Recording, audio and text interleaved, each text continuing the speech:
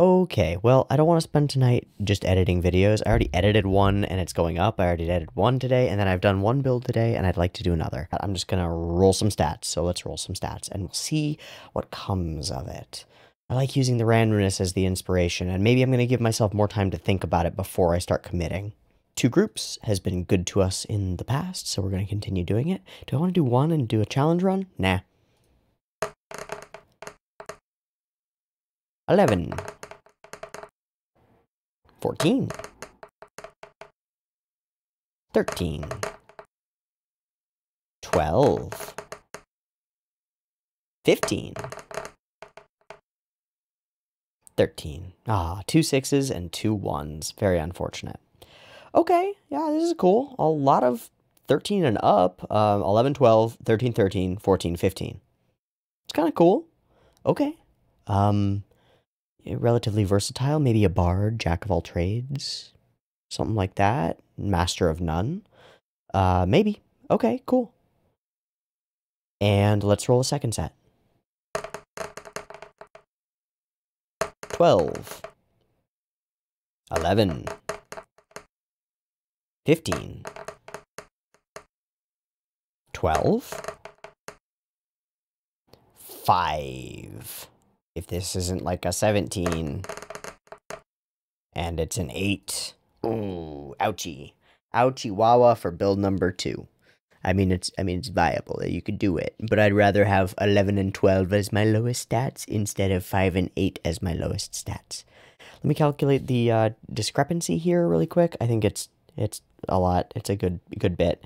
Neither is amazing, but at least the top one has some stats. 78, so a little bit above average. 63, so almost a full 10 points below average. Okay, I'll take 78. I'll take 11, 14, 13, 12, 15, 13. And now we got to start thinking about what to do with it. It's a cool set. It's, kind of like standard array with no negatives, I would say. 15, 14, 13. I mean, it's in the area. But it's got a lot of room for multi-classing if you want to, or just having a little bit of bumps in a little bit of things if you want to. That's kind of nice to have. Oh, I didn't mention it. It's part of what's going on and why there was a break in between. I went and I got a frozen alcoholic otter pop. These are cool. They're made by Cutwater Spirits, and it's a 4-pack, and I bought them earlier. The reason that I'm doing this is partly because a light drink is something that I'm going to allow myself to do. Because I'm an adult and I can do that, and that's okay, and I don't have to feel that weird about it, as long as it doesn't become a problem for me. The other reason is because it's 84 degrees in my room because my computer is running, and I've got my window closed because there's outside noise, and I don't want everybody outside to also hear me, so... Ice. 7% by volume, and it's way less than a full-size drink. I forget how many ounces it is. I don't think it says. I think it says, maybe I actually cut it off. It's just 100 milliliters, so. Slightly alcoholic, very nice and cold. Thank God, I immediately feel way better. Not from the alcohol, but from the ice. Okay, I had an idea. I had the idea actually a couple of minutes ago, but I didn't speak up about it, but it keeps worming its way back into my mind. It's an idea for, like, a purpose to a build. It's going to be a sort of a silly one and not necessarily all that useful, but I'm still going to share it with you and see what you think. I mean, I don't get the feedback back immediately, but I'm going to share it, and as I talk about it, maybe I'll come to more of an understanding of what I want from it. I was thinking about making a character that's unstoppable, right? So a character that just, like, whatever the goal is, whatever the purpose of our combat encounter is, whatever the real thing that we need to get to and do is, it doesn't matter what spells you throw at me, it doesn't matter what attacks or effects you throw at me, it doesn't matter what you do, I am going to run from there to there, and not necessarily like run really fast, but I am going to just be unstoppable as I march through in my progress to get to the thing that you don't want me to get to. Literally like in a way like a DM's main character. So the core of this, I think, would be getting a way to ignore movement limitations and then finding a way to bolster saving throws really hard so that we're just like really hard to prevent from doing whatever it is that we want to do. And then finding spells or abilities or class features that give us even more chances to do that and straight up optimize for being unstoppable. Um, maybe kind of in a linebacker sense, but maybe more in a running back sort of sense, where it's just like nobody can get to us, nobody can take opportunity attacks on us, we're moving too fast for them to understand, we're just like so cool, and we're going to get to the button at the end of the chamber and push it and deactivate all the traps so that our friends can get through, or whatever it is that we have to do. We're capable of doing that. We just can't be stopped at getting to our goal. If the big bad is holding somebody hostage, we're going to get right up to them and we're going to save that person, and whatever they throw at us or whatever things are in our way to prevent us from being able to get there and do the thing, we're going to try to overcome them as best as we can. How does that sound for a character idea? I think it sounds really cool. Okay, there are a couple of features that I think are essential from classes and stuff, just for in general, okay? And I think you'll agree with me probably. I think it's essential that we probably start in or at least take a level in Rogue, because I think we're definitely going to want proficiency and potentially expertise in both athletics and acrobatics, because we need to be able to jump over things, flip over things, climb things, not get grappled, and move without our movement being hindered by any of the saving throws or like the pit traps or the things that might make us make a check on one of those skills to prevent us from moving somewhere, including a creature trying to hold on to us, because we don't want that. We essentially want to be like, listen, team, y'all got the fight. I'm going to get the main objective, right? We're playing Quidditch and we're the seeker. We're going after the fucking golden snitch. We're going after whatever it is that can make all of us live and get us to the goal that's more important probably than all of us living. And we're willing to die in the process, but only if we have to. I think I love this. I love it. I love it. I love it. In a way, I think we're kind of like Jason Bourne. Maybe weird to say, but I think we are kind of like Jason Bourne in that we're just unstoppable once we have a goal. Like everything that the enemy throws at us gets beaten to bits, or outsmarted, or we drive faster than them and we're better than them at driving, or we go on a weird motorcycle chase with them and it's really cool. We're James Bond or Jason Bourne. We've got a specific objective and we're getting to it. And we can have fun in the meantime, but when game time is game time, we're just laser focused on the one thing that we need to do. And sometimes that is going to be just kill the thing. And so we're going to be pretty good at that too, and we're going to try to make ourselves good at that. But our ideal thing is we got to get to the thing that needs killing first. So we want everything out of our way. A couple of other features that I think are really important. I think the Rogue's Cunning action is really nice because it lets us double our movement for free as a bonus action. It's make you faster. Very good. I think it would be lovely to try to get up to Paladin 6 to get the charisma bonus to all of our saving throws. That would be really cool too. And then there are a bunch of other classes that give little features that are kind of like a D4 to a save, from like, or 2D4 from Favored by the Gods, in Sorcerer, stuff in, maybe there's stuff in War Wizard for like the reaction things, but I don't know. Regardless, I think we want to get a way to be able to cast Freedom of Movement on ourselves when we can, and we'd also love a way to cast Longstrider on ourselves if we can, because we can't guarantee that somebody in our party can do either of those things, even though probably somebody can. It would be great if we could build that into our own character and just be fully unstoppable by ourselves.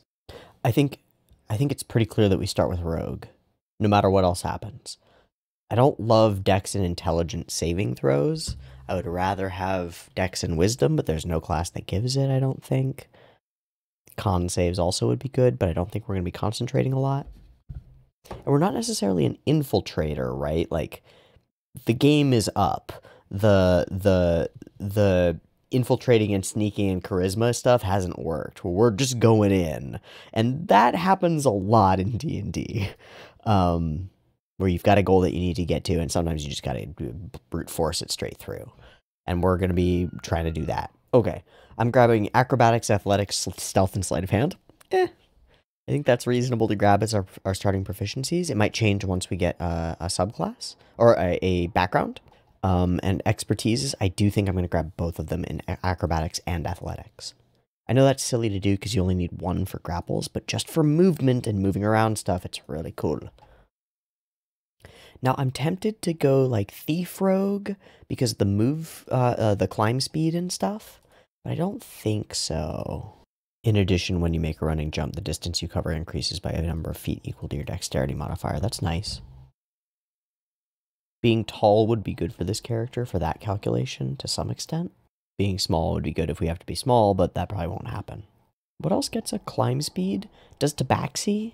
Oh, you have a climbing speed of 20 feet. It does. And proficiency in perception and stealth, which is just more stuff. It's good. And it's got the you double your speed trait, which you don't need to do. You don't need to do anything for it. You just can't use it again until you move 0 feet for a turn. Not a problem. It doubles your speed until the end of the turn, so if you do this and you're a rogue and you bonus action to dash and you action dash, all of those get doubled too. It makes us extremely fast. This might be easy to move. Centaur could be cool, just charging through, but I am actually leaning toward Tabaxi immediately. I don't think there's anything that can like equal that in terms of being able to get to a goal really quickly, whatever that goal is, and accomplish what we need to. Tabaxi Rogue, nothing wrong with it. It's good. Now, Aarakocra is also a shout out because of flying speed is really good. You can just fly over all the things. I feel like that's cheating, and most DMs don't like having flying characters at level 1 at their table. I actually do not allow flying characters at my table. I'm sorry. It actually breaks too much shit. I think it breaks too much shit. Okay, I think we locked Tabaxi. And it auto gives us 2 dex and 1 charisma. And we lose... Oh, stealth. We get stealth for free. Persuasion. Criminal? Yeah, because we already get the thieves tools. We can get any other tool set, which is nice. Maybe we should take one of the agent backgrounds, like faction agent. I forget what it gives us, insight and I don't know what else. Maybe it's stealth or something. Criminal spy still seems like the thing, just being a spy, right? Like that tracks for us. Being that James Bond, Jason Bourne type character. I like criminal spy, but we're taking the spy side. Usually I take the criminal side, but I think we're taking spy. Arcana, history, insight, intimidation, investigation, medicine. Oh yeah, by the way, you can see the drop downs now. I'm recording my whole screen instead of recording the window. It's going to change things a little bit, and it'll be like a few pixels different, but I think it'll be just better because you'll be able to see my drop downs when I look at them, and that's useful. I feel like investigation for a spy makes the most sense. You probably won't have a great intelligence, but I feel like that's the move anyway. Oh, any good spy knows how to play poker, so we're going to take a playing card set, and then we get any tool. And I think we take the disguise kit. We could also take poisoner's kit, but I don't think so. I think disguise kit is more useful. Because I don't know if and when we'll get spells. And I don't think we'll get disguise self even when we do. Disguise kit helps us get places if we need to get places, and we don't want to look like ourselves. Obviously, we're still a Tabaxi, which is rough for us, but I guess we can paint our fur or whatever. Or dye it. And as a spy, we're going to grab Undercommon, so we can talk to the shadowy types. Great. Personality traits. Choose 2. I always have a plan for when things go wrong. Yeah. Note the locations of stuff the first thing I do when I get somewhere. Make new friends or enemies. Never tell me the odds. I don't pay attention to the risks. Absolutely. Ideals. I don't know. Honor. Honor among spies. You know, there's always that moment in one of those spy movies where they meet somebody else who's like kind of their equal, and it's usually the female lead, right? And then there's some stuff there. There's some honor. And then they fuck, probably, if it's a James Bond movie, because it's a James Bond movie and he's the Superman, you know. Bonds. I'm guilty of something. Someone I loved died because of a mistake I made. That will never happen again. We're grabbing that one. That will never happen again. We're going to go straight for the goal every time. But maybe going straight for the goal will cause somebody else that we love to die. Because we didn't defend them instead. When I see something valuable, I can't think about anything but how to steal it. I have a tell that reveals when I'm lying. If there's a plan, I'll forget it. If I don't forget it, I'll ignore it. Well, yeah. I'm going to grab that one. I don't know. There might be some other flaws we could find elsewhere, but I think that's good enough for now for rounding out the character. As for our starting equipment, we are a rogue. I think we will grab a rapier. I don't think we want to be dual wielding. I don't think it's worth it for us. So we will just grab a rapier. And I think this is the first build that I'm using a rapier from level 1. So that's cool. I think we will also grab that short bow and quiver of arrows because we need to be able to attack at range. Because if the goal is to attack somebody and we can't get in range of them, which shouldn't happen with our tabaxi speed and our cunning action eventually, but if somebody's at range and we can't attack them, we want to be able to shoot them, and so we will take a short bow, and we will use it if we have to. Burglar's Pack, I think, is the best of these three. The leather, and it also has some climbing stuff that we don't need because we have climbing speed. Nice. Leather armor, 2 daggers, and thieves' tools. I love the rogue starting items. They're so good.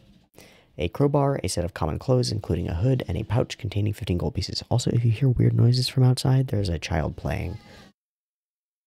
I think you heard that. I think you heard that too. That's totally okay. I'm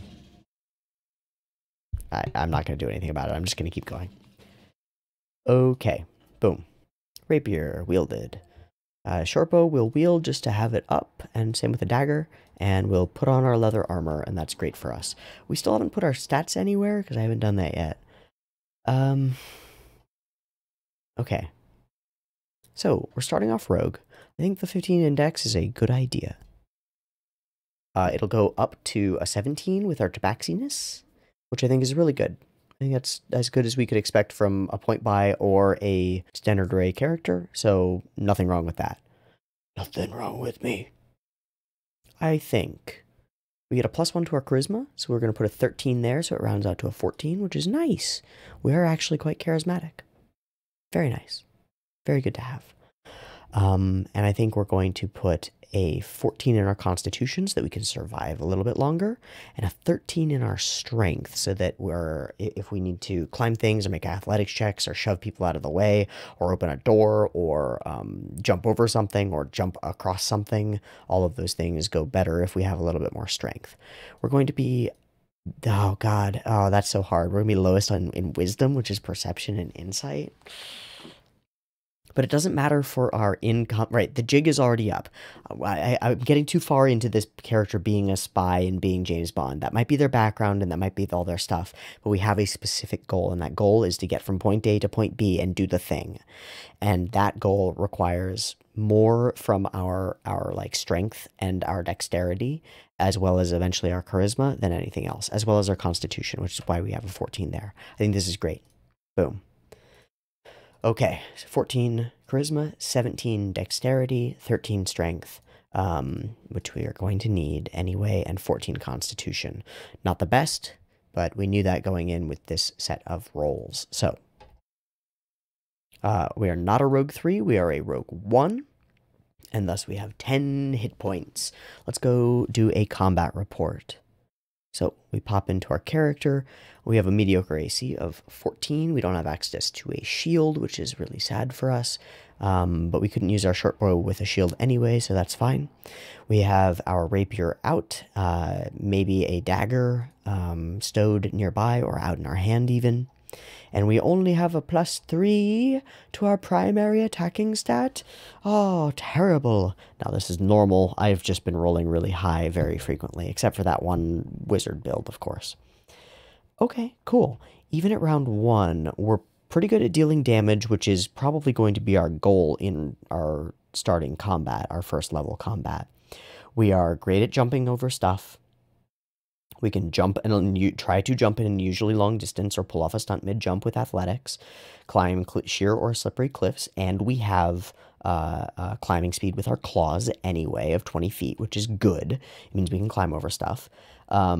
We can struggle to swim or stay afloat, and we're good at swimming through stuff. Basically, we're a triathlete in every way. It would be great if we could pick up a full swimming speed later from somewhere, but I don't know where we could get that. Just not sure. but we'll look into it because maybe we'll have an underwater level that we have to go through and we'll have to be fast during that underwater level. We're already pretty fast even if our movement speed is halved because of, well, because of tabaxiness, but, and dash. So our move speed can become 60 and then we can dash to make it 120 and then it becomes 60 again if we're going at half speed underwater. So that's pretty cool.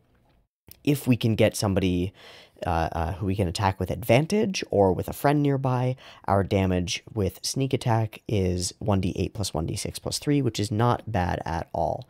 4.5 plus 3.5 is 7, 8, and plus 3 is 11, so we're doing as well as a lot of the characters that we built, putting out 11 damage if we can get sneak attack, a little bit less if we're using a short bow, a lot less if we're using a dagger, but those things are all fine because we could maybe be doing damage from a range that we can't attack with our rapier. Wonderful. We're as effective as we would expect any rogue to be at this level. Maybe we're not quite as good at stealth and thieves' tools checks as a rogue that has their expertise is there, but we're good enough to be passable. Even better than passable as a rogue. So that's pretty good for us. Great job, rogue 1 Tabaxi character. You are doing well. Yay! Okay, cool. I think that's basically it for our combat. We don't have anything complicated like spells. We can, until we move 0 feet on 1 turn, we can move at double our speed during 1 turn, which is great. I think this is really good. Or at least okay. I think we would definitely survive. We're just a classic rogue. There's nothing like crazy about our rogue right now, except that they're a Tabaxi, but Tabaxi rogue is a classic combination anyway, so I'm not worried about it.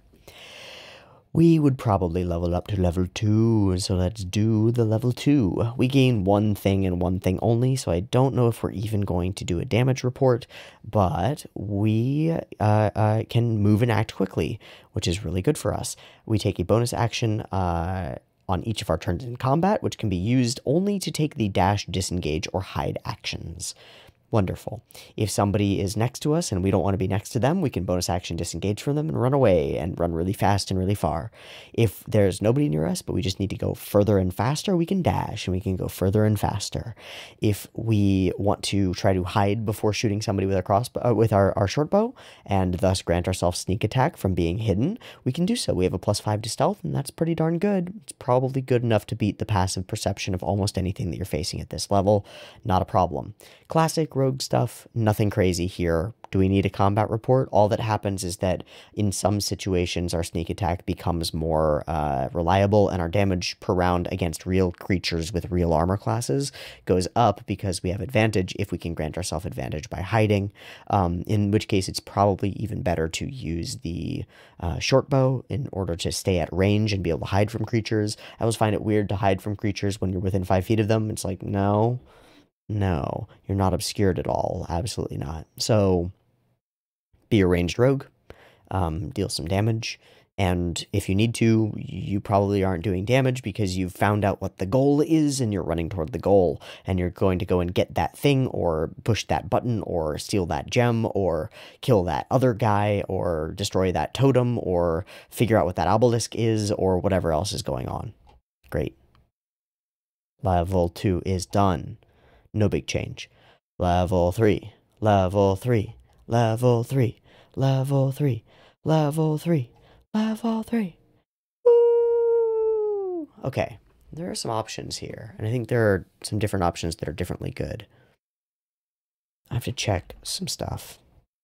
Okay, I've gone ahead and I've looked through all of the rogue subclasses. I think it's also reasonable to just go out of rogue, but I do think that pumping our sneak attack damage a little bit higher is a good idea for us, because it's a great way to ensure that we can do reliable damage to the thing that needs to die, and very often the goal that we're going to find is a thing that needs to die, and so doing that is a good idea.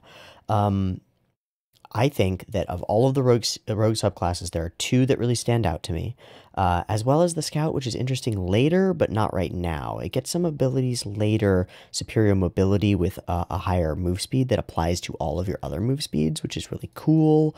All of these other things that it gets are nice, and it gets the Ambush Master a little bit later, but I don't think that's what we want to do. There are 2 that stand out to me. One of them is, once again, the Thief. I guess actually there are three that stand out to me, and we'll talk about the third one next. The Thief, which gets second story work, which gives us a faster climbing speed, though we already get that from Tabaxi. But we also get a running jump modifier equal to our dexterity modifier, so 3 feet, which isn't a lot, but it could matter.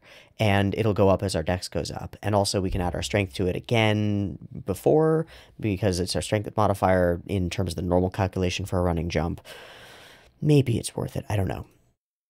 We can also sneak much better with Supreme Sneak way later, but I don't know if we'll go that far. Maybe we will just for like reliable talent because it's really cool and reliable, but and also all the sneak attack damage. Maybe not. The next one that's of interest is Swashbuckler. Fancy Footwork gives us a kind of a weird mobile feature where if there's somebody blocking our way, but we can move past them, but we can't move past them without taking an opportunity attack. If we make a melee attack against them, whether we hit or miss, they can't take opportunity attacks on us, which is quite nice, especially if there are creatures that grapple on a hit, which does happen on opportunity attacks, unlike characters who cannot grapple on an opportunity attack. Those creatures who have like tentacles that when they hit you, they grapple. If they make an opportunity attack on you, you stay where the fuck you are, bro. And that really, really sucks. And you don't get to make a save until your turn, or try to get out of it until your turn, which really, really sucks. We also get Rakish Audacity, which gives us a better initiative based on our Ka modifier. And we can get Sneak Attack even if we don't have advantage on our attack, which means we don't need to use our bonus action for it. That's pretty cool in a lot of ways. Now, our later skill, Panache, with our Charming is not that good, I don't think. But I do think that Elegant Maneuver, letting you use a bonus action to gain advantage on the next acrobatics or athletics check you make during the same turn, is kind of cool. And later in Rogue, Proficiency in Wisdom saving throws is very nice. So maybe going fully 15 into Rogue is worthwhile. I don't know. I didn't plan to with this character. I'd love to get 6 into Paladin to get those saving throw proficient like bonuses from Ka, but I don't know if we'll be able to. Still, Swashbuckler is interesting, but I still think, even with all the things we've just talked about, that probably the best option is the Soul Knife. Precisely because of psionic power. Because of the way that Psi-Bolstered Knack works. When your non-psionic training fails you, your psionic power can help. If you fail an ability check using a skill or tool with which you have proficiency, you can roll 1 psionic energy die, a d6, and add the number rolled to the check, potentially turning failure into success. You expend the die only if the roll succeeds. Lore bards don't get to inspire themselves until, like, way late in their build. And they can't do it after they've already failed a skill check. So, gaining twice our proficiency bonus worth of psionic energy dice, which increase at rogue level milestones to a d8, a d10, a d12, and being able to add those, not as a reaction, not as anything else, just to use those and make the roll succeed and maybe expend a psionic energy die, is amazing, because it gives us a d6 to any check that we need to make the d6 to, and we only have to use it after we've failed, and we can use it we only expend it if the roll succeeds. It makes us way better at succeeding at the things that we really need to succeed at, whatever that is. But it is only when we're proficient with the skill, which means that picking up more proficiencies might be worth our while. Just a thought. We also get the Soul Knife feature Psychic Blades, which lets us manifest a Psychic Blade as an attack action and make an attack with it. It has finesse, we can throw it, it deals a d6 of psychic damage, and it uses its ability modifier, and we can throw a second one with a bonus action with our other hand, or attack with it on the same turn, provided that our hand is free. This is lovely. This bumps our damage quite a bit. It makes our damage a little bit better, a little bit more consistent than most rogue subclasses, and it gives us something that we can do to deal more damage and weaponize our bonus action every time we take the attack action. So if something needs to die, we make it die faster. This is great. Third level is huge for us. We also get +1 additional damage to sneak attack. So let's go ahead and do a third level combat report. Maybe I'll start not doing second level combat reports because most things don't change there. Maybe I'll just do first level, third level, 5th, 6th level, something like that. 1, 3, 6, and then the future just goes up until 9, or something like that. That actually sounds good to me. I'll do something like that. Okay, here we are at third level. Everything kind of looks the same, but it's also a little bit different. So we have these Dex Psychic Blades that we can use, and at this point, we're probably going to unequip and then probably sell our short bow and our rapier and everything else. We can't sell our claws, but I would like to not show them. We got the Psychic Blade attack. We have +5 to hit. It's 1d6 +3. It's the same damage as before with our, or it's a little bit less damage, 1 less damage than our rapier, so 10 damage per round, I think. But we deal 2d6 sneak attack when we hit, and that's more damage. And we can also make a second attack with our bonus action, thrown or stabbing with the second Psychic Blade, dealing 1d4 +3, and that's more damage than we had before. In total, we deal 3d6 +3, and then 1d4 +3 for, I don't know, math. 13 on the dice, +6 from the modifiers, is 19 total points of damage if everything hits, which it might. It won't, but that's how I'm considering everything, and I know that's not right. I'll consider figuring out a way to do it better, but I don't have the time to find a DPR calculator and actually do that for myself right now. Cool. We also gain all of these 4 psionic energy dice, which makes us way better at doing a bunch of stuff. It's sad that we can't use it for a saving throw, but it still works on all our skills with proficiency. We have a bunch of those. If we feel like we failed a perception check, although your DM has to let you know that you failed, but if we feel like we failed a perception check, we can roll it and roll higher. Persuasion, sleight of hand, stealth, investigation, deception, athletics, acrobatics is a lot of great stuff. I could see using this on everything that we're proficient in anytime, as well as, of course, our thieves' tools, or if we roll a 1 on a disguised kit check, if we're forced to make a disguised kit check, or even, I guess, at our playing card set, we can still use our psionic power to be better at cards, technically, which is pretty cool. I think that works really well for this character. That's wonderful. I also think that by level 3, we would probably be able to pick up some studded leather armor, so I'm just going to do that, because we're never going to need anything else, really. Our weapon is pretty much always going to be our d6 psychic damage short sword or short blade that we can throw really far, because it gives us a second one that we can also throw really far if we need to, and that's really good. It's just really good. So our AC bumps by 1, and that's super lovely. We love to have more AC. Absolutely love it. Okay, now, I think we would level up. I think we're doing great for ourselves. I think this level was a huge bump to our damage, and also our chances to hit sneak attack, which is an important thing to talk about, whether we have advantage or not, or whatever. If we get 2 attacks, that's more of a chance every round to hit sneak attacks, or our overall damage per round goes up significantly. Expected damage per round really goes up significantly. Okay, before I talk about multi-class options, I think it's important that we say that it is tempting to go further into rogue. First off, it just scales our sneak attack, which means killing the thing that needs to die happens faster. Really good.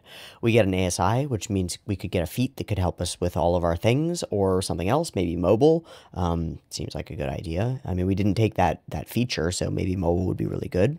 We also get, at levels 5, 6, 7, we get Uncanny Dodge, which lets us take half damage on a reaction from an attack, which is good. And we get Evasion, which lets us fully dodge out of the way of dexterity saving throw effects, taking no damage if we succeed, and only half even if we fail. This bumps our survivability against spells a lot, and fits, for me, really well with the idea of our character just walking through whatever anybody throws at them, and not taking damage from it, and continuing toward the goal. It's really good. At level 9, we would gain Soul Blades, which lets us hit even if we wouldn't have hit by using psionic energy dice, which is pretty cool. And we can teleport to our blades a distance of 10 feet to 80 feet at this level or so.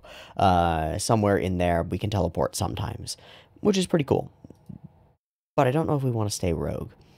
Now, I think the biggest reason to stay rogue for a long, long time would be to get up to 11th level and get the 11th level rogue feature, Reliable Talent, which gives you an any ability check that lets you add your proficiency bonus, you can treat a d20 of 9 or lower as a 10. So your floor for all your ability checks becomes 10, plus your proficiency, plus whatever ability score you have in that skill, plus if you fail still, you can still roll a psionic energy die, which I think at this level becomes a d10. So it's like your floor is like 16 plus a d10 is your lowest possible roll, which is crazy. And it's way higher on the stuff that you're really good at, like acrobatics. I think your lowest possible roll at this level would be like a 21 plus a d10. Crazy. Crazy. Really cool. But I don't know if it's the best. Because I think at this point we have a couple problems. One of those problems is, and it would be fixed by being 15 in Rogue, but that's really far away,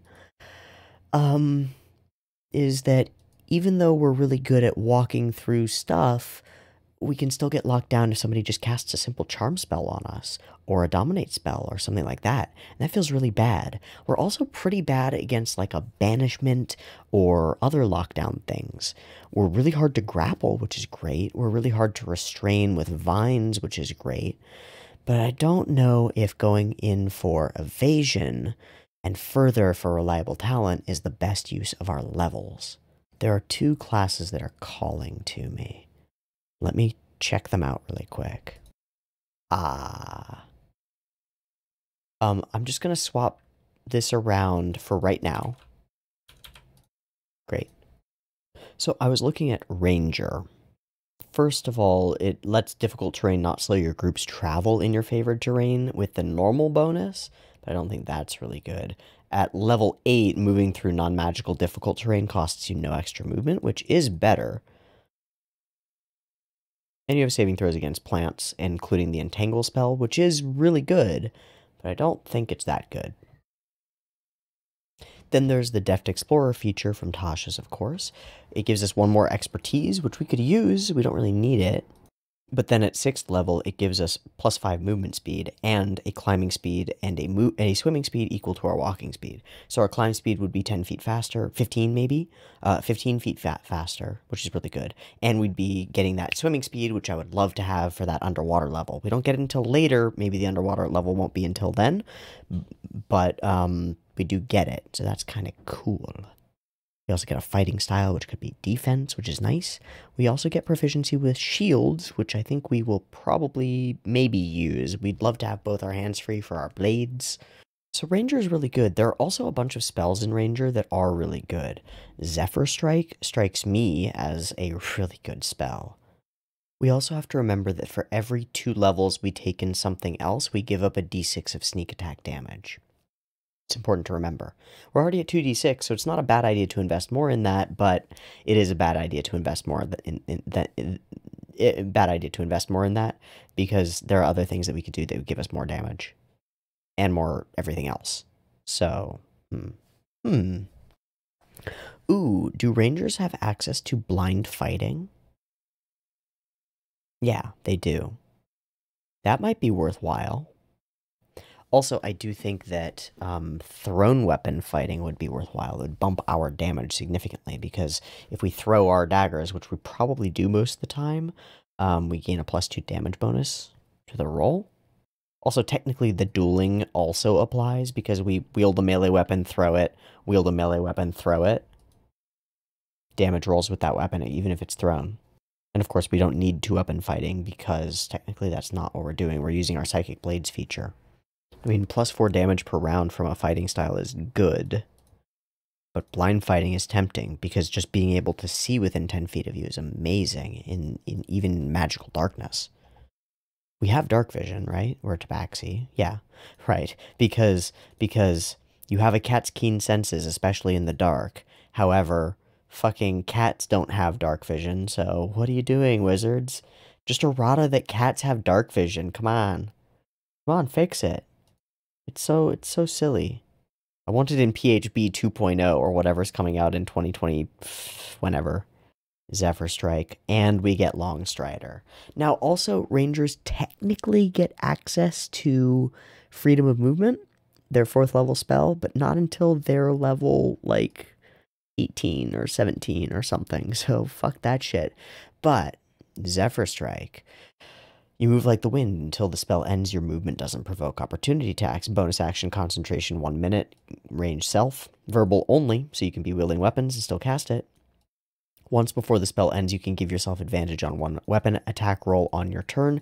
That attack deals an extra 1d8 force damage on a hit. Whether you hit or miss, your walking speed increases by 30 feet until the end of that turn. So when you need to get to the thing and kill it, you can auto-grant yourself advantage using your bonus action, deal an extra d8, which offsets not using your second Psychic Blade pretty significantly, get that advantage on the weapon attack, and you move faster that turn. And you can still use your tabaxi speed to go. Your movement speed would be 35 because of the canny feature. So then you go an extra 30 because of the Zephyr Strike. Your walking speed increases by 30 feet, but you double that whole 65 with your tabaxi speed to run 130 feet to somebody, and then make one weapon attack with your Psychic Blade with advantage, or throw it 60 more feet with advantage.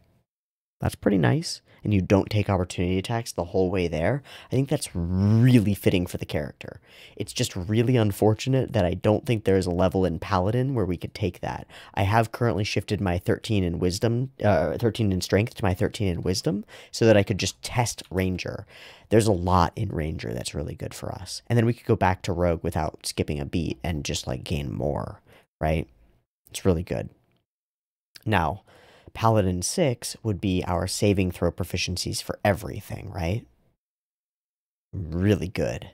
We get healing, which means we can heal ourselves when we need to. We can just drop 5 hit points into ourselves and keep going, which is very thematic for us. We can sense stuff. That's nice.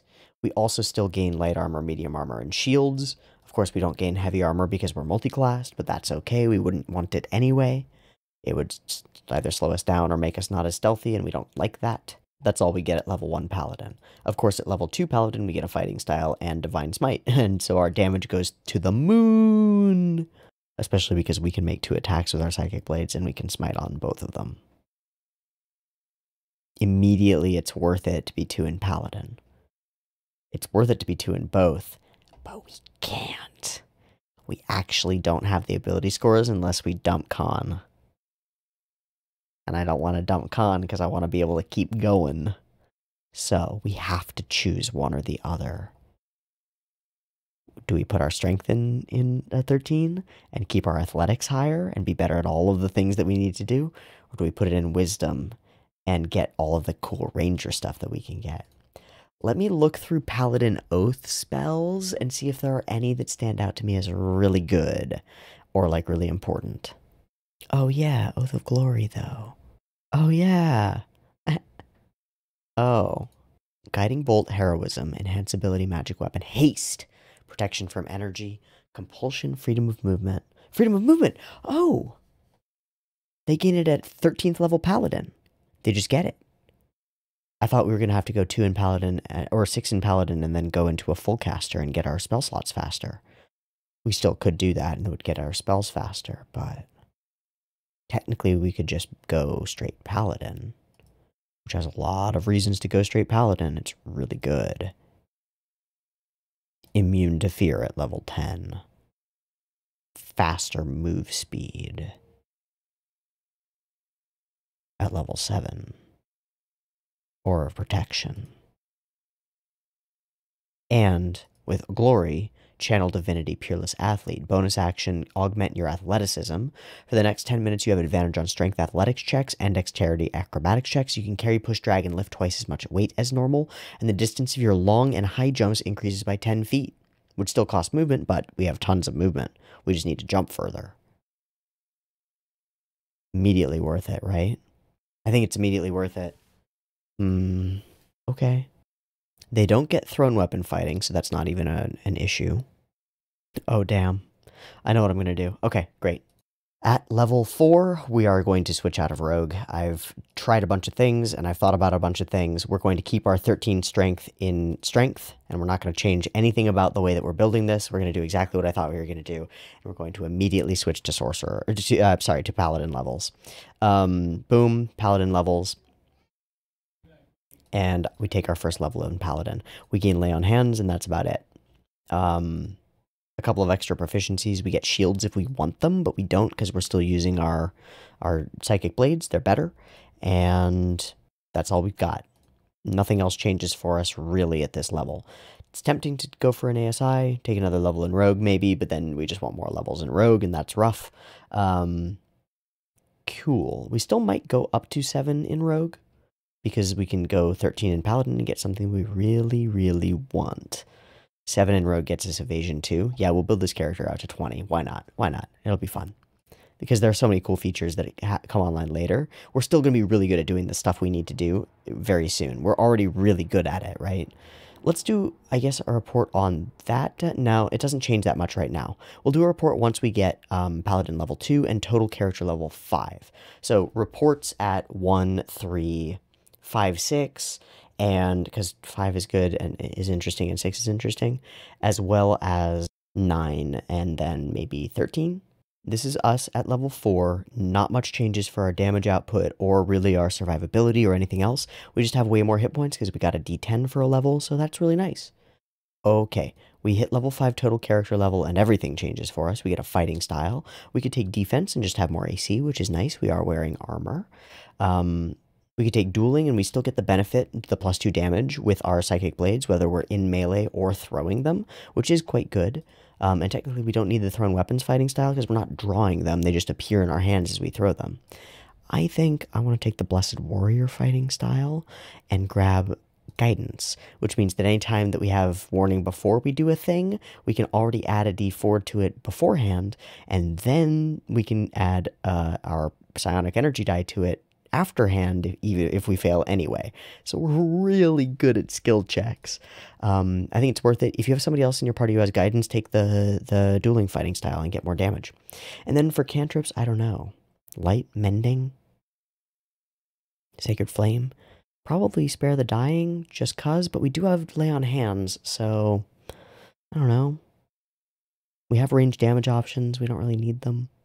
Take whatever you want. I guess resistance. Because if we know that we're going to do a thing that, it's rare, but if you know you're going to do a thing that makes a saving throw, cast resistance on yourself, do the thing, and that's good. You'll get a d4 to the saving throw, which is quite good. Okay. Wonderful. That's very good for us. We also, of course, get spellcasting, and we'll talk about that in a second, but mostly we get Divine Smite. When we hit with a melee weapon attack, so not when we throw our daggers, but yes, when we stab our daggers, we can expend 1 spell slot to deal radiant damage to the target in addition to the weapon's damage. The extra damage is 2d8 for a first level spell slot, plus 1d8, blah, blah, blah. You know how Smite works. Okay, great. We get Smite, we got Smite, we get Smite, and we get 3 prepared spells. Unfortunately, one of them isn't Long Strider, which sucks. Might be a reason to go Ranger. But Smite is worth it, I think. For killing the thing that needs to die, it's worth it. Okay, we're going to take Bless, because it's the best way that we can add something to all of our saving throws right now. We're going to cast this on ourselves as soon as we can in combat, and we're going to have it on from here on out, probably. It also helps our friends, which is nice, but we don't really care, but it does help them, and I don't think it goes off of them if they leave your range.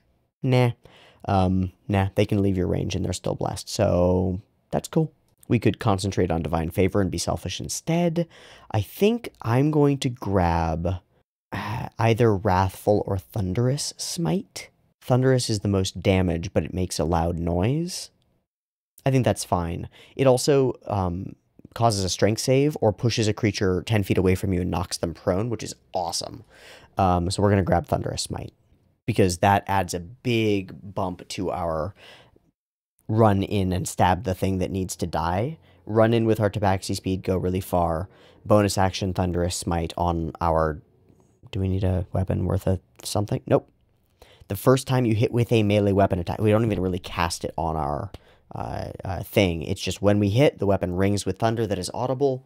Actually, I thought that happened when you cast it. I've been ruling it wrong. I'm glad I reread it. And the strength save or must be pushed 10 feet away and knocked prone, which is awesome. Just going up and doing big boom boom with big boom boom, awesome. As a first level spell. I think command to just clear the way for ourselves is probably our next choice. But maybe at this level, we'd rather have heroism, which means if there's something that's causing a fear effect, it doesn't cause a fear effect anymore. And that's really nice. Wonderful. Okay, cool.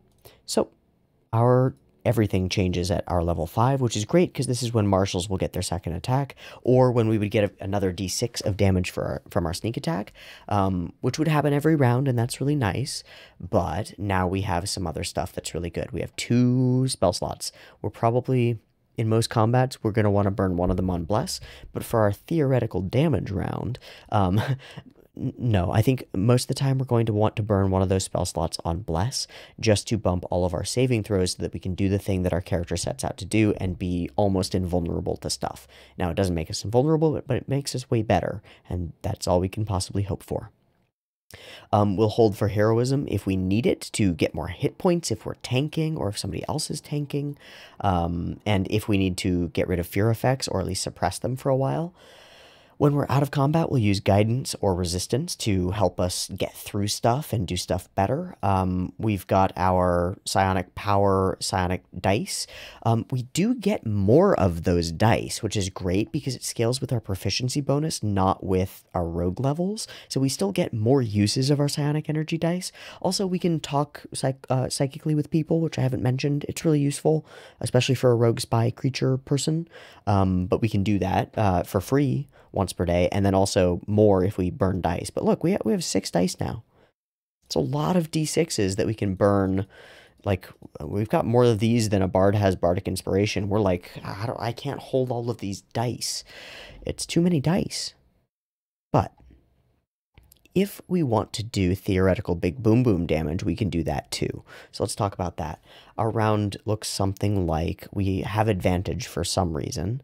Hopefully, and we're going to assume sneak attack, that you have a creature nearby or that you have advantage. We can't grant this to ourselves, but we're hoping that it's possible in your big boom boom round. So you run up, you bonus action Thunderous Smite on yourself. Maybe you're sneaking up on somebody, and that's what's giving you advantage. Let's just say it's that. You are going to make an attack at advantage, hopefully, with your Psychic Blade. Hopefully in melee, right? It has to be a melee weapon attack even for Thunderous Smite. Yeah. Okay. Hopefully you're in melee. If you're not, the damage goes down a little bit, but we will then deal 1d6 from the Psychic Blades. We will deal 2d6 from Thunderous Smite. We will then deal 2d6 from Sneak Attack. All of the sneak attack damage is all psychic damage, and then we can use our second spell slot of the day to pump in 2d8s for a first level smite. So our total possible damage, oh, and we can pull out a second psychic blade and then make a 1d4 plus our dexterity modifier attack on them as well. Assuming we haven't used our bonus action to dash or get up to them or get advantage by hiding or anything like that. Okay, so 5d6 plus 2d8 plus 3 at this level, and then 1d4 plus 3. So a total of 35 damage, average, just half, and then the number of the dice and all that stuff with the modifiers added, a total of 35 damage on our Nova round. Not bad.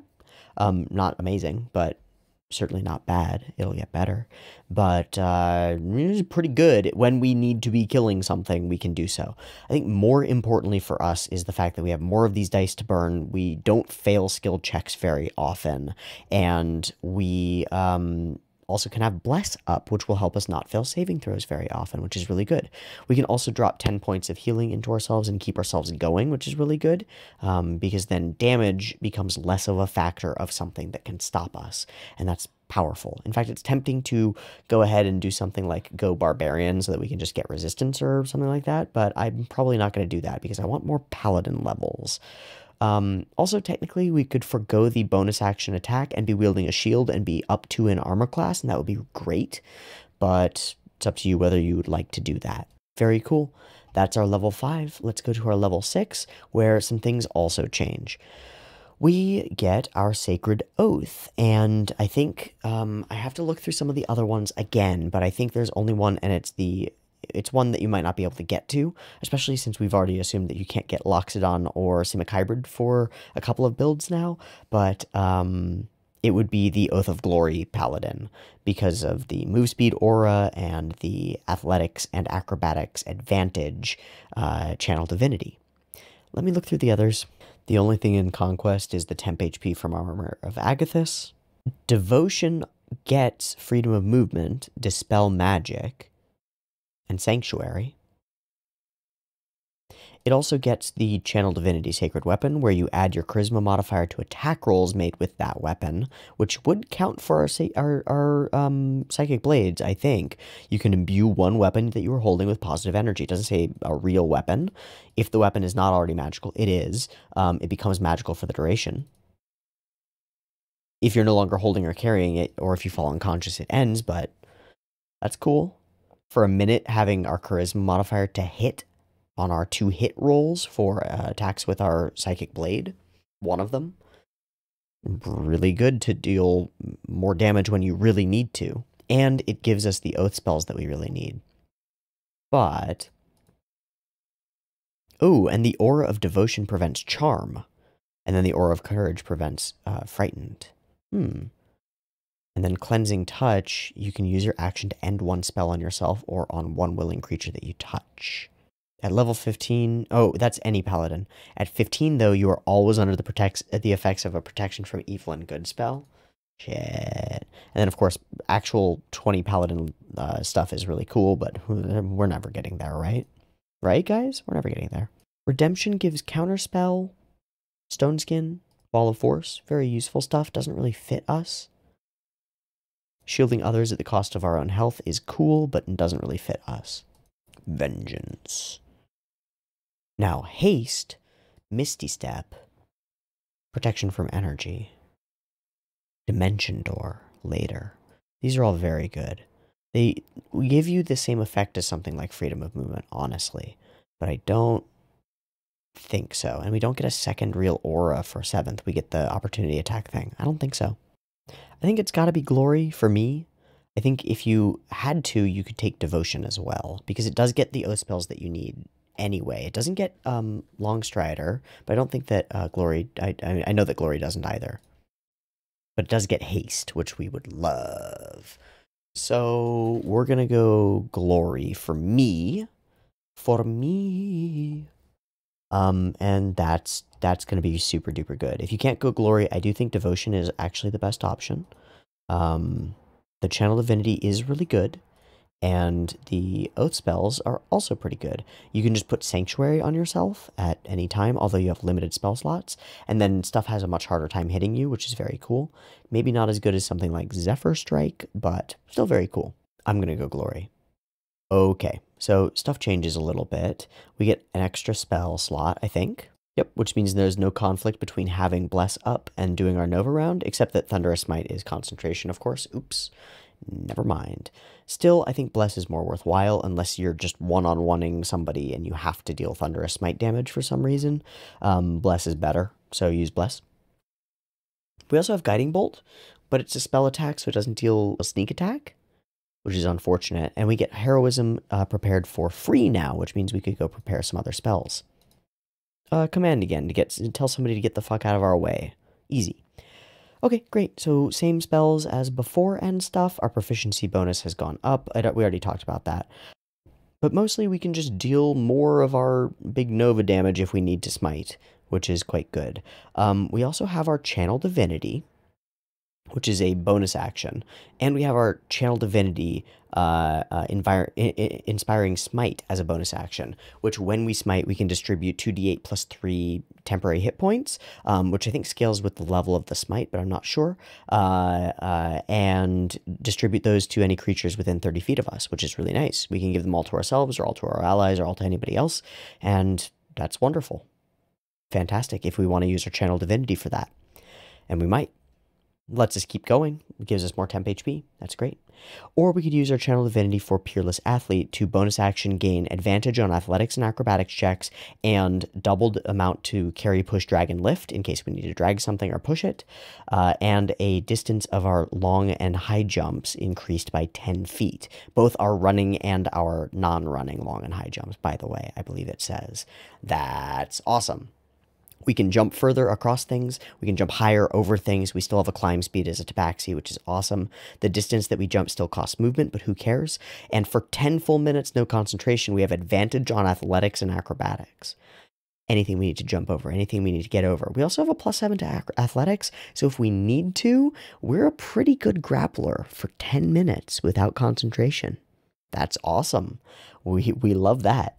And of course, we can do our pretty good sneak attack damage every turn for pretty much for free, or we can pump spell slots into that damage to deal more and more and more damage, and that's wonderful. I think this character is really solid at our build 2 level of level 6. I think they do what we want them to do about as effectively as we could expect a level 6 character to do them. The proficiencies and expertises are a huge part of what makes us stick. That we can stealth places, that we can steal things, that we can jump over things, that we can grab things and push things and get in shoving matches with people, get out of grapples really easily. These things are all awesome. Yeah, we're doing great. We're not particularly fast unless we really need to be. And then we have tabaxi speed and cunning action and our dash to go 30, 60, 90, doubled to 180 every round, or for one round, and then not again 90 feet around until we can stand still for one round, and then we can do 180 again like that, which is awesome. So we can get to somebody really far away, attack them maybe on the next turn, and maybe kill them, because we deal a lot of damage sometimes, and then go, if we didn't move on the next turn when we attacked them, we can go really fast again to somebody else and go and kill them, or past them, or whatever. That's awesome. That's so cool. Okay, great. I think we would keep leveling up, and I'm going to continue on to 9 and beyond, perhaps, because I want to see what happens to all of our saves and stuff. But we would hit level 4, and we would get an ASI. Ah, yes. We have an odd ability score, which is our dexterity. And we'd love to round that out. Maybe with a half feat. We'd also love to put another +1 into strength and just be better at all the things that strength does for us. Might be worth it, too. Just go +1/+1 for the ability scores. But there are some feats that are really good. Mobile, as long as we attack somebody, they can't make opportunity attacks against us, and we go 10 feet faster. And when we dash, there's nothing from difficult terrain. It seems like the only move to make, right? Normally, we get mobile as part of an optimization thing to like run away with Booming Blade, or sneak attack and run away, sneak attack, run away, right? But I think in this case, we're mostly getting it for the 10 feet of movement speed and for the no difficult terrain extra movement if we take the dash action. Now, there might be other things that are worthwhile too, but I don't know what they are. Maybe lucky, so that we could just have luck. Athlete is tempting. We can make our long and high jumps faster or sooner. We can get strength or dexterity, which we love. And when we are prone, standing up uses only 5 feet of our movement, which is nice, instead of half. So if we get knocked prone, but we'd rather not get knocked prone, but it can happen. Climbing doesn't cost you extra movement, which already is fine for us. We already have that, really. The +1 is what we're really here for, and the when prone standing up only 5 feet is really good. Defensive Duelist to get a mini shield that scales with your proficiency bonus is kind of cool, but I don't think it's what we want. We could just go more into Rogue and get, like, Uncanny Dodge, and that's kind of as good or better. I think we take Athlete and round out our decks, and we take Mobile next time. It's hard to do this, and I don't know if I'm going to go to 8 in Paladin. I might go into more Rogue, in which case we get the next level of Rogue that we take. Do we delay Pal 6 for that? I don't think so. Okay, I think this is what I would do. I think it's stronger to take Mobile. Maybe we'll take Mobile now. No, I want the damage increase right now. It'll help us so much more, really. In all reality, I think the damage increase just helps us so much more. We get an extra prepared spell. We take Shield of Faith, I guess, so that we can bump our AC if we need to. That's good. Level 7, 56 HP, not bad. We are rolling with a D10 because we've been investing in paladin levels.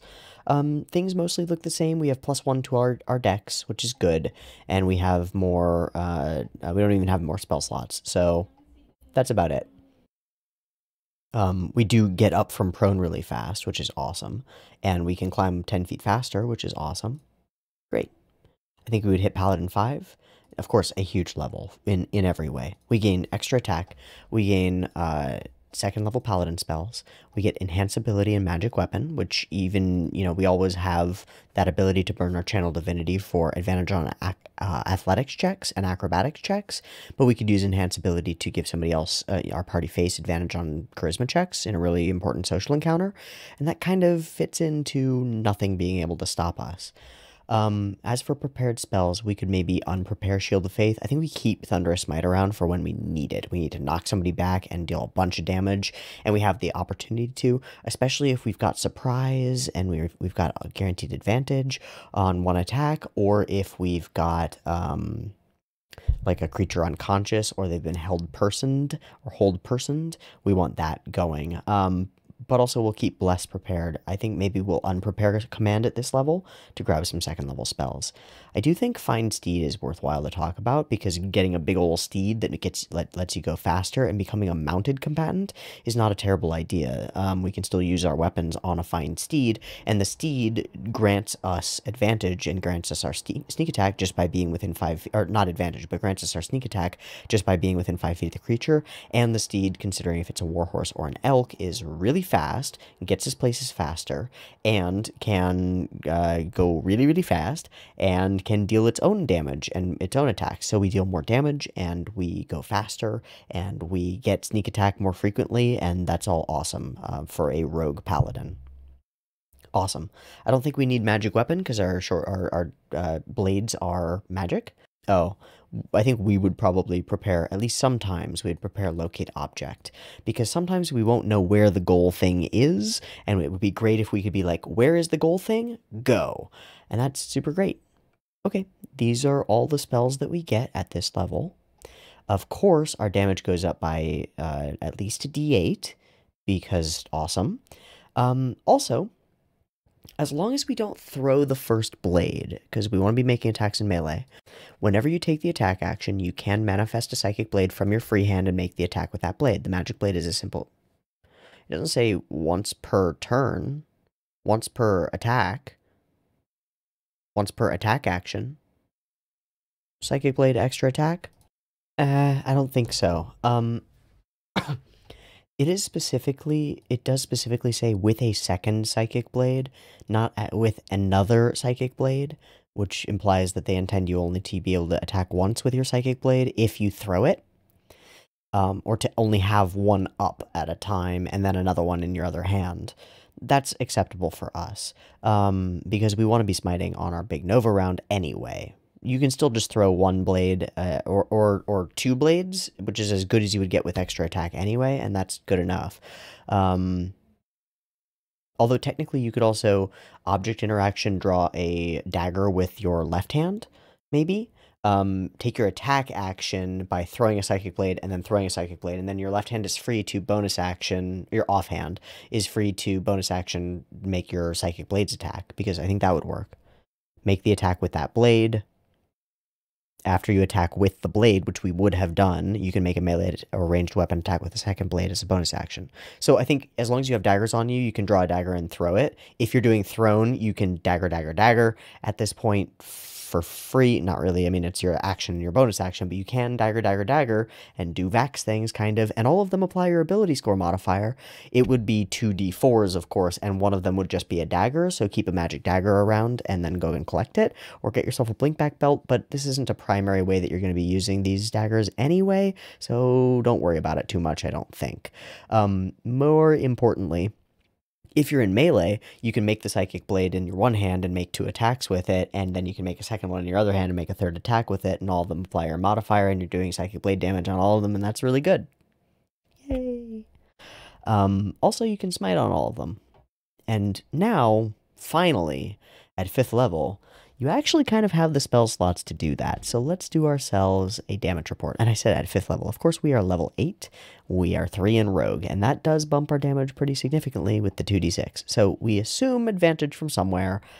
We don't have a way to grant it to ourselves, but we're still assuming it. It doesn't really matter because I'm still calculating all the damage coming in. I'm not calculating crits. And I know it's not the right way. I know. I'll fix it. I'll fix it at some point. But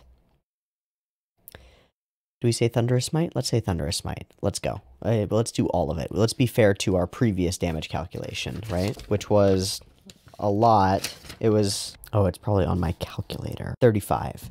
So our previous was 35. Nice.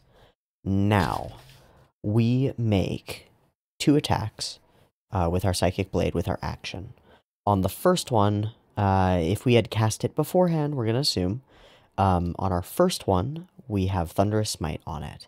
And so we deal 2d6 plus 1d6 is 3d6. And then plus 4 now for our Dexterity, plus 2d6 from Sneak Attack. And then we can 2nd level Smite for 3d8, 4d8 if it's a Fiend, but we won't assume. And then we take our second attack with the same Psychic Blade. It doesn't have Thunderous Smite, it doesn't do Sneak Attack, but it still deals 1d6 plus 4, and then another 2nd level spell slot for 3d8. And then we take our third attack, our bonus action attack, with our second Psychic Blade in our offhand for 1d4 plus 4. And then we can only put a 2nd level, or a 1st level spell slot into this one, so it's only 2d8. Still, we deal 6, 7, 8, d8, plus 5d6, 66, 76, plus 12 damage. So we deal 8d8 plus 7d6 plus 12, which averages at the number of dice divided by 2, which is 15 dice. So that's plus 7.5, which is just the guaranteed from the fact that you can only roll a 1, is 60.5 plus 12 is 72.5 damage. We're at level 8. We are online. And honestly, I'm not building this character for Nova damage specifically. I'm building and I'm making choices as I go for the things that make this character the best at saving throws, the proficiencies that they need to get through things and to a goal, and hopefully the things that they need to do once they reach that goal. Hopefully they won't have to make a medicine check to try to stabilize a creature as the goal, but even if it's investigation, to figure out what the thing is, probably not Arcana, but we can get there and we can try our darndest, and if we are proficient in the skill that we can use, and we're going to try to use skills that we're proficient with, then we can use our psionic energy dice to bolster that effect. And even if we can't, we can spend more action economy to like cast guidance on ourselves and get some bonuses to doing the thing that we need to do if it's skill check related. But as is often the case in Dungeons and Dragons, the thing that needs to happen is usually a thing needs to die or get hit a bunch, and we just got really good at doing that when we need to. Also, I will shout out and say that a good chunk of the damage that we do, all of the d6s except for 2, 5d6 plus 4 plus 3d8, is on just that first attack. And then the second attack is 1d6 plus 4 plus 3d8. So technically, like, the least useful of our attacks is still our bonus action attack. So if we have to use our bonus action to dash and maybe bump with our tabaxi speed, I think we would rather use our tabaxi speed to get to something within 60 feet of us, because we can do that if we want to. But if we have to use our bonus action to go even further than that, we can go up to 120 with the tabaxi speed on one round and still have our action to make 2 attacks with 2 smites. If there's something within 120 feet of us and we want it dead, we can start making that happen immediately. And that's awesome. That's really cool. We can also fully go those whole 180 feet as usual, and we're going to get better at that relatively soon. I can't wait. I really can't wait for that to happen. I'm going to keep building this one out. I'm really having fun with this character, and there are some features that they're going to get that come online a little bit later that I think are worth having. So let's continue. I think I'm having fun here. I hope you are too. Of course, also, I will say that we could be wearing medium armor, but now it's a wash. Now dexterity is high enough that it doesn't matter, so. Level 9. This is what we've been waiting for. This is really why we're in Paladin, honestly. Whenever it's starting at 6th level or of protection, whenever you or a friendly creature within 10 feet of you must make a saving throw, the creature gains a bonus to the saving throw equal to your charisma modifier, minimum bonus of +1. You must be conscious to grant this bonus. This is really why we're here, and we are glad to have it now. It's really good. We might grab protection from poison to prepare. I don't know. I don't think it's super useful, but we'll grab it. Oh yeah, so all we have to do is look over at our saving throws, and they're already wrapped in now, because you can tell that our charisma is +2, but now this is +4, and that's really good. Our dex save is immaculate. Our int save is really good, because we started rogue, but meh. And we have now really solidly positive modifiers to all of our saving throws. Plus, if we have bless up, we're getting a d4 to each of these, which is really solid. I like it a lot. I like having this a whole lot. I like having that a whole lot. I like it a lot. It's really good. Okay. Now, I think we have to go 7th level in Paladin for Aura of Alacrity because it's 10 feet of movement speed. And if we go 7th, we might as well go 8th, right?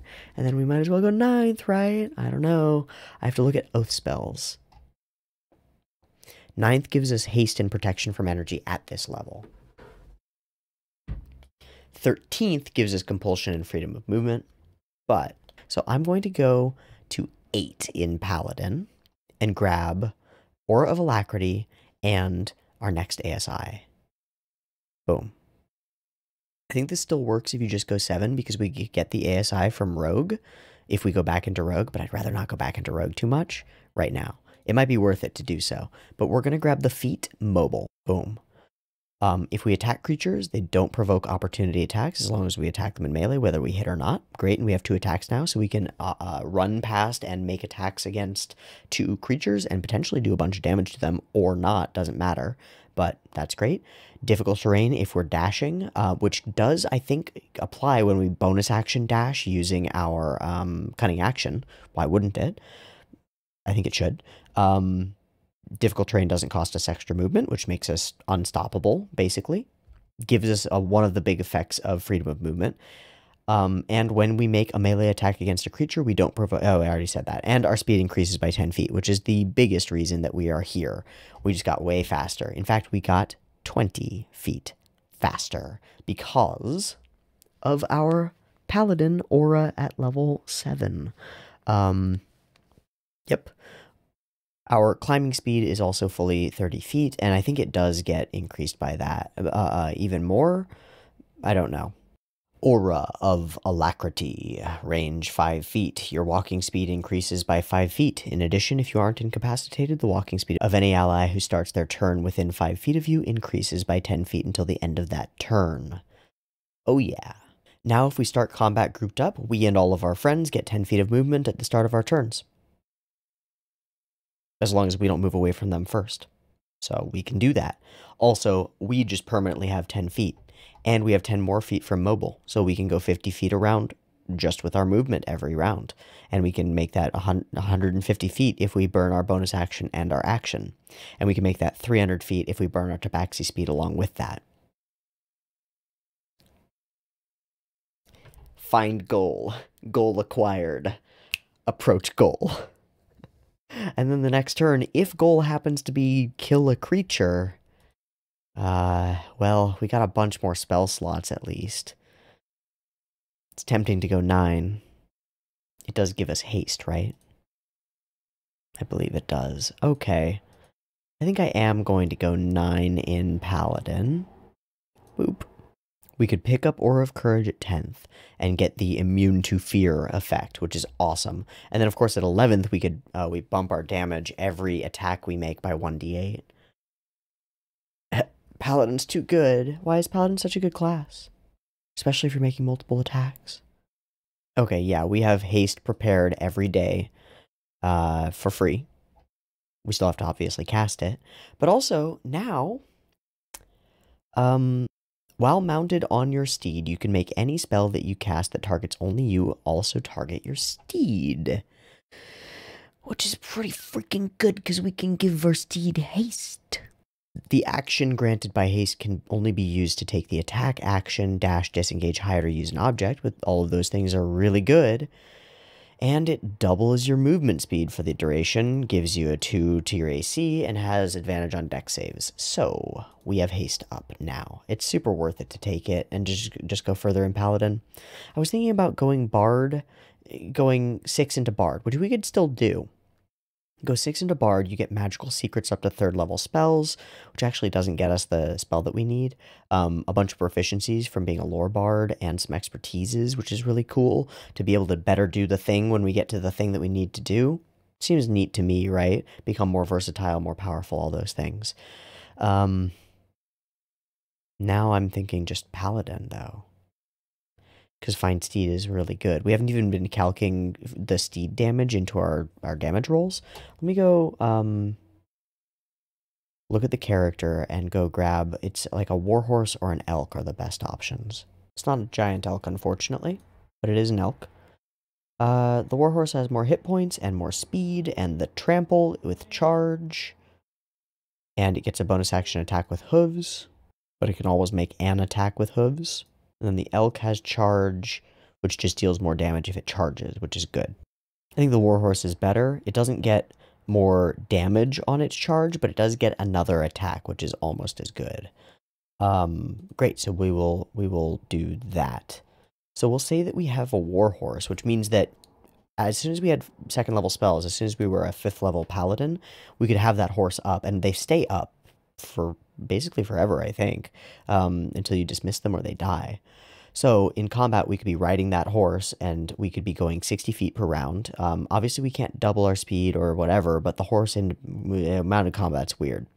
We could have the horse run up, make a trampling charge, cause the creature to be knocked prone, and assume that maybe they do, and it gets then 2 total hoof attacks, one that hits, and then the knock prone, and then it gets another one as a bonus action, which is really good, which would total damage possible, max possible, be 4d6 plus 8, which is good if everything hits, which it won't with a plus 6 to hit, and if it fails its strength save, which it won't probably at this level.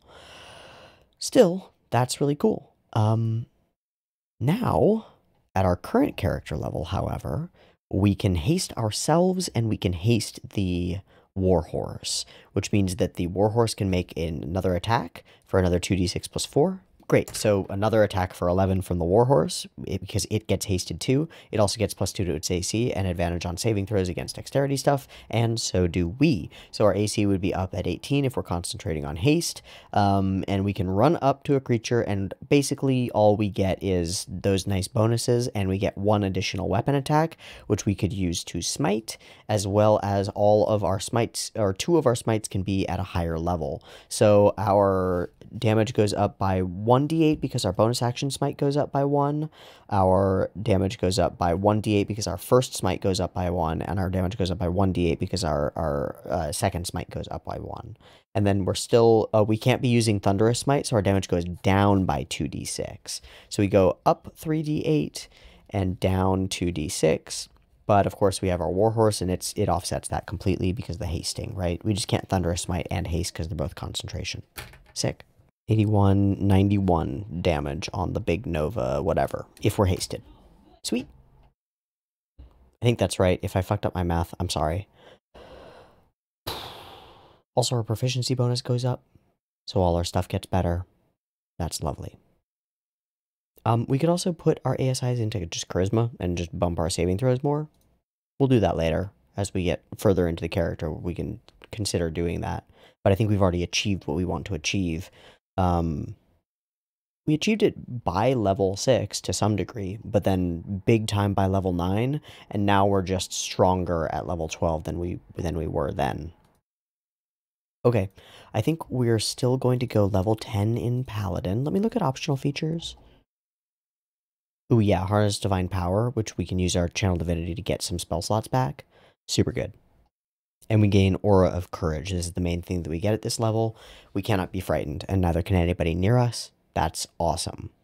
We're just immune to a big lockdown knockout effect that would keep us from getting closer to our goal, and now it doesn't affect us.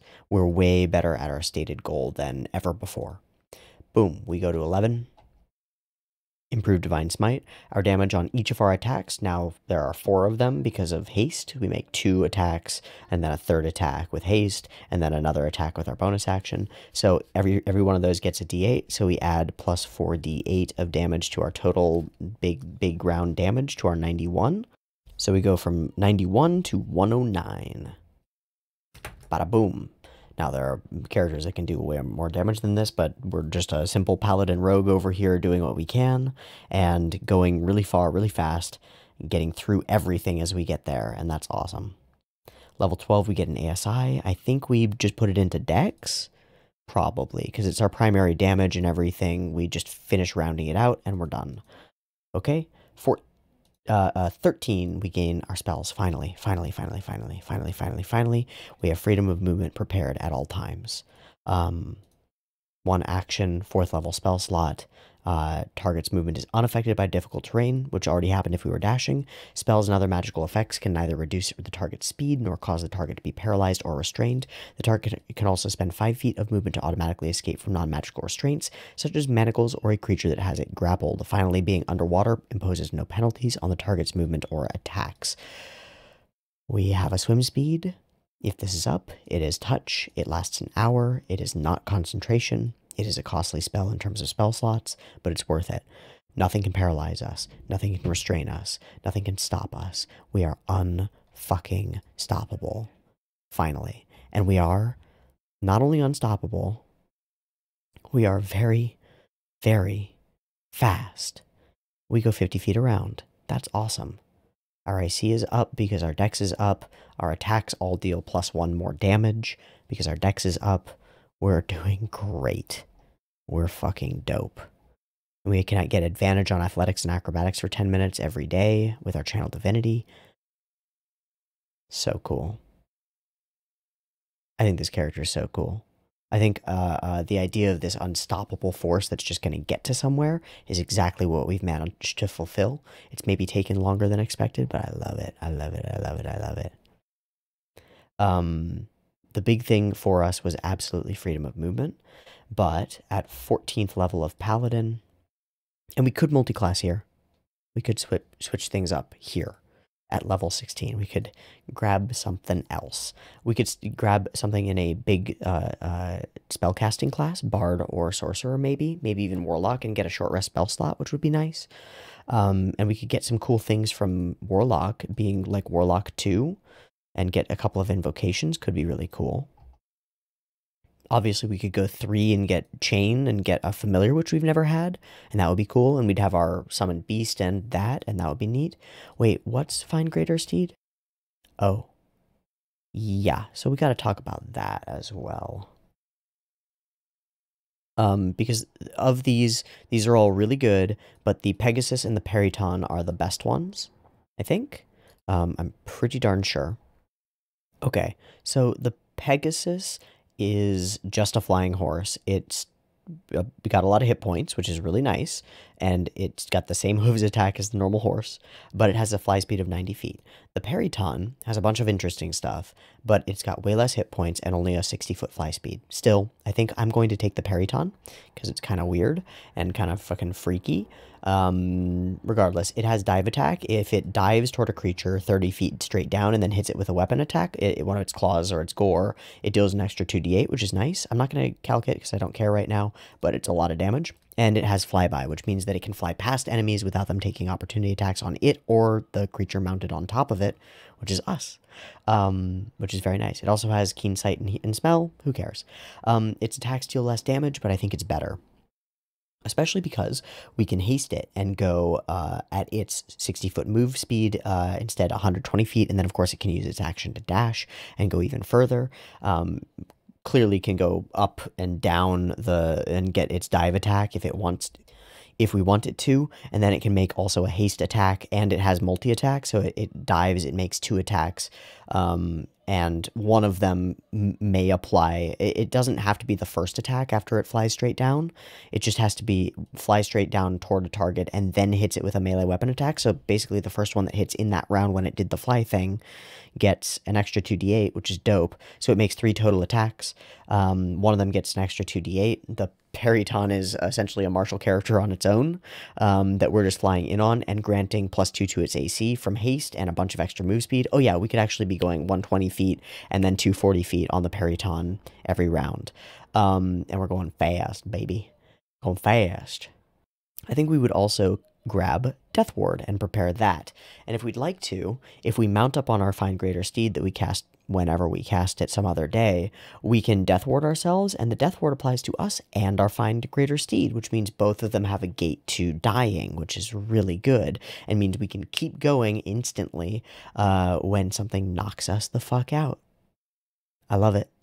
Might as well prepare Revivify, which we didn't do before, just because maybe getting friends who die in the process of us going and finishing the thing might be kind of important to us. But this is a good reason to go further into Paladin. But 13 is when it all comes online, and so we're good enough as we are. I'm going to look at Eldritch Invocations and stuff because they're cool. Obviously, Devil's Sight just means that we can fight in all the darkness, and that's useful. That was stopping us before, and now we could not get stopped by it.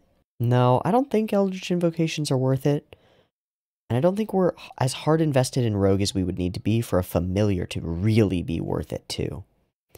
I also don't think Fighter is worth it. I was thinking Bard. We don't have the levels to get anything really good out of Bard right now, but we could get up to 3 and get a bunch of stuff. Well, we could go 3 Whispers Bard and get the extra 2d6 of psychic damage from our Bardic Inspirations once per turn. That'd be cool. Big, nice little bump to our damage. Or Swords and get 1d6 per thing and get another fighting style, but only dueling would be really good for us. It would add damage to each of our attacks, which is cool. And we would get 2 Expertises, which we could put in any of our stuff, which would be cool.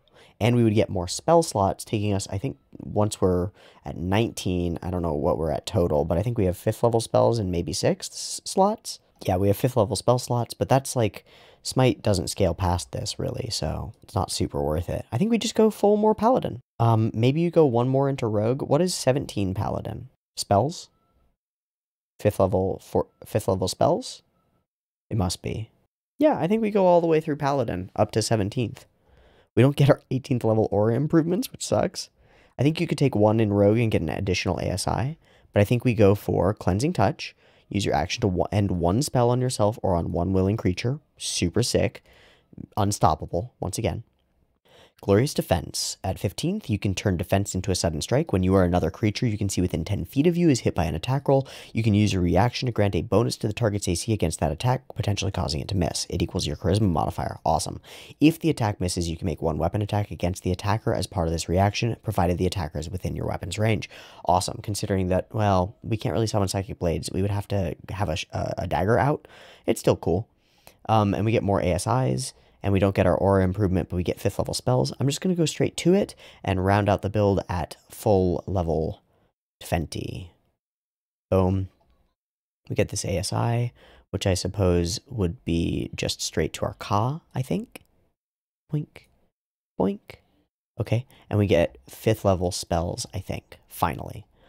Flame Strike and Commune are our spells that we get for free. That's not great. Holy Weapon is a concentration for a bunch of damage, but I think Haste is still a better use of our concentration. Destructive Wave, Commune, Banishing Smite is cool to just get somebody out of the way. That is actually a very useful, like, fucking that's the problem, get it out of here sort of spell. Or Dispel Evil and Good can do sort of the same thing, which is useful. Raise Dead is, of course, valuable. Summon Celestial is cool. A bunch of stuff is cool. Nothing super centralizing or like major for our damage or anything, except for spell slots. We get 5th level spell slots, just 1, I think.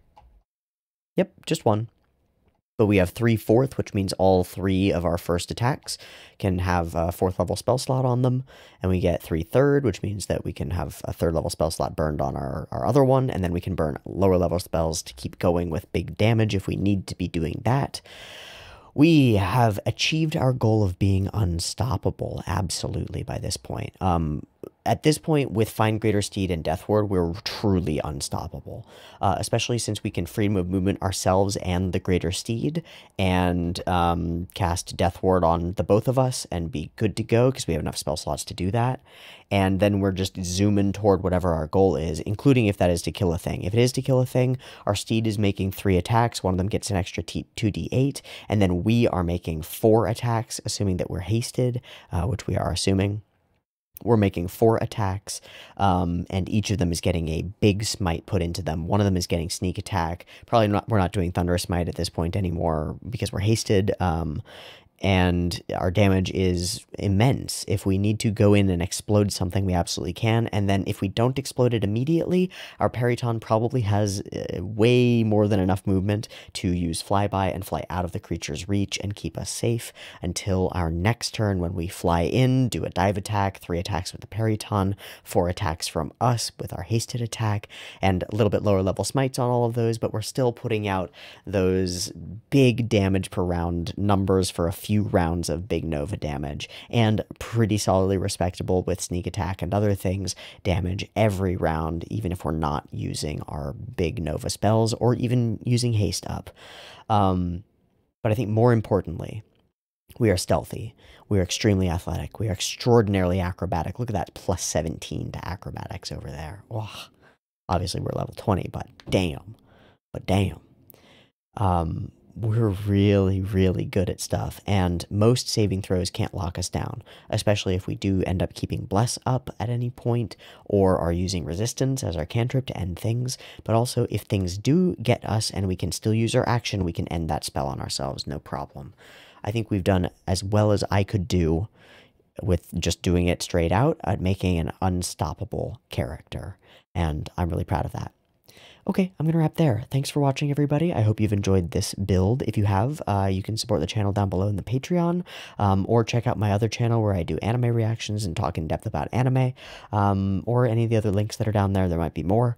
Thank you so much for watching. I really appreciate it. Your support and your viewership means the world to me. If you did like the content, please like it. If you have any ideas how to make this better, or how to make it different, or how you would do something like this instead, please drop them down below. I would love to hear them and discuss stuff with you.